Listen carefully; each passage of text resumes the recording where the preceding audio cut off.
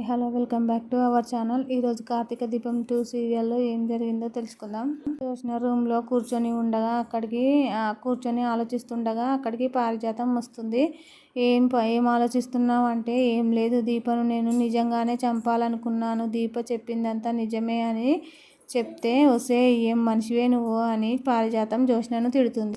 అలా తిట్టడంతో నన్నేం చేయమంటావు, నా బావను నా స్థానంలోకి అది ఈ ఇంట్లోకి వస్తుందంటే నేను ఎలా భరిస్తాను అని అంటుంది జ్యోత్స్న. నీ బావ మీద ఆశలు వదులుకో, నీ బావ నిన్ను పెళ్లి చేసుకోడు, దీపను వదలడు. నువ్వు దీపని చంపాలని చూస్తే నీ జీవితం బస్టాండే అవుతుంది అని పారిజాతం జ్యోత్స్నకు వార్నింగ్ ఇస్తుంది. ఇక మరోవైపు వంటలక్క షర్ట్ తీసుకొచ్చి కార్తీక్ గిఫ్ట్ ఇస్తుంది. ఇదేంటి ఇంత ఖరీదైన షర్ట్ అవసరమా అంటే, అవసరమే, ఇప్పుడు మీరు రెస్టారెంట్కి ఓనర్, ఇలానే వేసుకోవాలి అంటుంది దీప.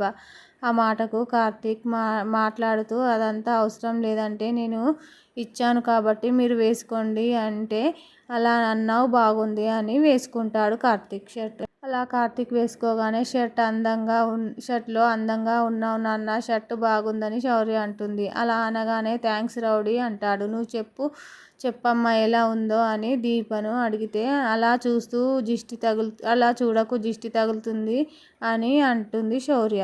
ఆ తర్వాత కార్తీక్ శౌర్యకు చైన్ వేస్తాడు. అది తెగిపోయింది కదా అంటే, నేను అతికించానులే అని చెప్పి వేస్తాడు. నీ ప్రాణదాత ఎలా ఉంటుంది నాన్న అంటే, మీ అమ్మలానే ఉంటుంది అంటాడు. ఆ మాటకు ఇద్దరు షాక్ అవుతారు. అవుతావులే, నీ ప్రాణదాతను నేను వెతికి తీసుకొస్తా నాన్న అంటే, నువ్వే నా అసలైన కూతురువి అని అంటాడు కార్తీక్.